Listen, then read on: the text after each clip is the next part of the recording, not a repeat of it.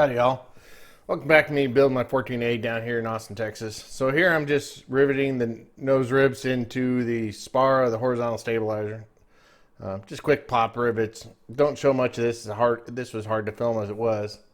Not much to say there. You're really kind of working blind, stick your hand in there and just feeling around until you get your tool on. After you get all the nose ribs riveted to the spar, then I go around and start riveting the skins to all the ribs in the spar and all the other innards of the horizontal stabilizer.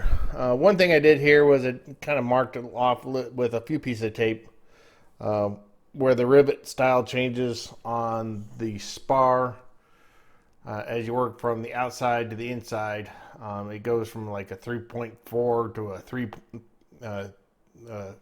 3-5 or something like that. I checked plans, follow rivets. I think you used 4 different rivets putting the skins on. I actually did this over the course of a couple of days, so you'll see my shirt actually change as I go along. Just there's a lot of rivets. You can see I think I dropped something down in there getting a screwdriver to get like the rivet out or whatever I dropped down inside of the vertical stabilizer. Gravity seems to like to suck things down in there. So I know it's been a while since I posted any videos. I had to go up and do some stuff for work, so I had to travel. Just help bring it up the world's fastest supercomputer. Hopefully it'll be the first exascale supercomputer. It's up there for a couple of weeks working on it. Things progressing there well, but yeah, put a delay in my build. The advantage of all that was I actually got some time to go over to Oshkosh because I was really close to Oshkosh, so I said, oh, screw it, Oshkosh is going on, time to get over to Oshkosh. So shirt change. So I got over to Oshkosh, talked to a lot of the panel vendors and a few other vendors that I've been emailing back and forth. Talked to Aerotronics out of Billings, who I was looking at doing my panel with. Also talked with Stein, who's another panel maker. Found another panel maker for RV14s. They had an RV14 panel right there in their display called Avion Kits. All really good. Gained a lot of information. Wish I could have spent more time at Oshkosh. I got there on the last day of the air show, so things were kind of winding up. People were packing. Went over to the Vans aircraft display, and they didn't have a 14 there, so I was a little bit bummed out there. I did see the Flight Chops airplane. Talked to him a little bit. Also saw Bill Fly Go, and his RV9 was sitting there. Good to see other planes. They're real.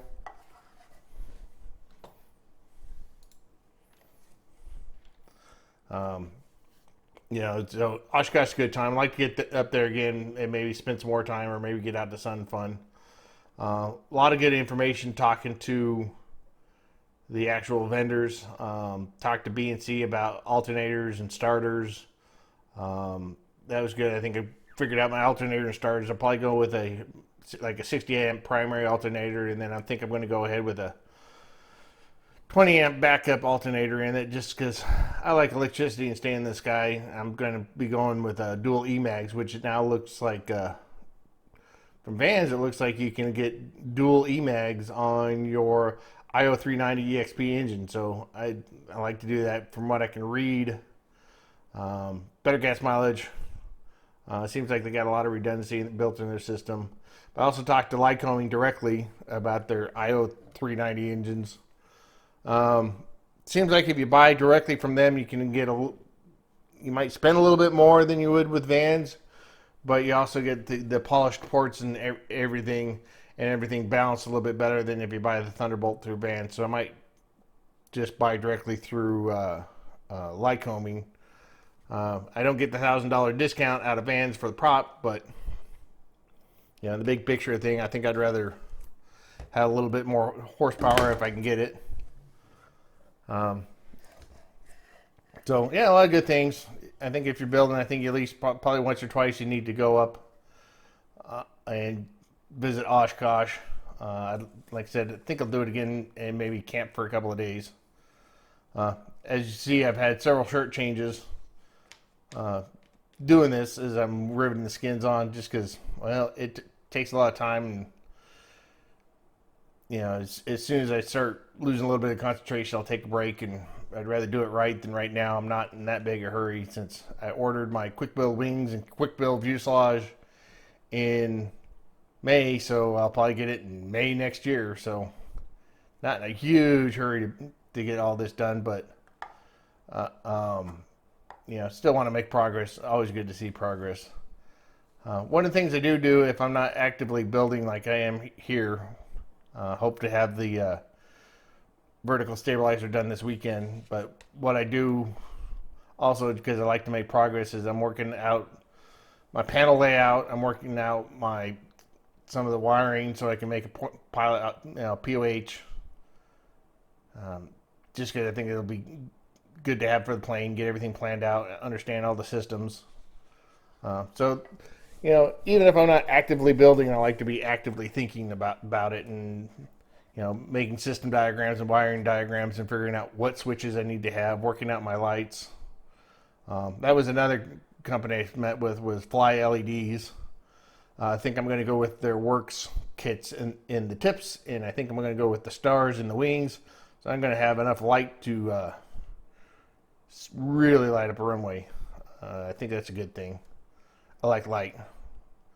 But that means I need to plan for things like a taxi light, a landing light, a wig-wag switch, right? Then I got to have a pitot switch. So that's kind of why I'm going through the panel design, even though I'm hiring somebody else to build the panel. I need to understand, you know, when I'm talking with him, how many switches am I going to need?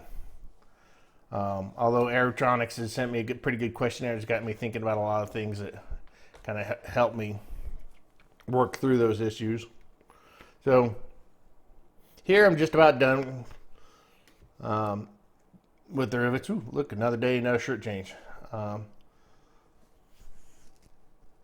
But what you'll see is I left all the outside rivets that I can do with the squeezer, and I'm just really kind of getting all the ones on the inside.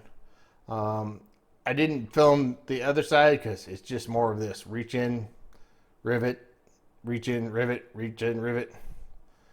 But I wouldn't be too worried about this. Once you get the nose ribs in, you're kind of through the hard part of the vertical stabilizer build. So it's really just kind of getting into it. Like I said, I lost a lot of time having to do that business trip, but hey, it's good. It's good to be building again. Good to see progress on the plane. It's good to see Clecos coming out of the vertical stabilizer. Even though it's hot down here in Texas, you can see the fan going. It's pushing not quite 100 outside. So I got the garage all closed up and the door to the house all opened up so I can kind of keep the air cool in there, which makes it doable so I can keep on going. I've also started a search for a hangar. Got on a nice 6-year waiting list for one up in Georgetown. I don't know if I'll get it. I'm like 350 something on the list. But I figured get on the list and see what happens. Because at some point there's no way I can get the wings on in this house. So hunt is on for a hangar. I try to check kind of regularly and see what I can kind of place it around Austin. Everything in our area is pretty much booked up for years out.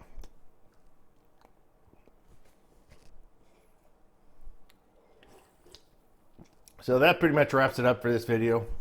Show some class. Class means comment, like, and share and subscribe. So thanks everybody. Talk to you later.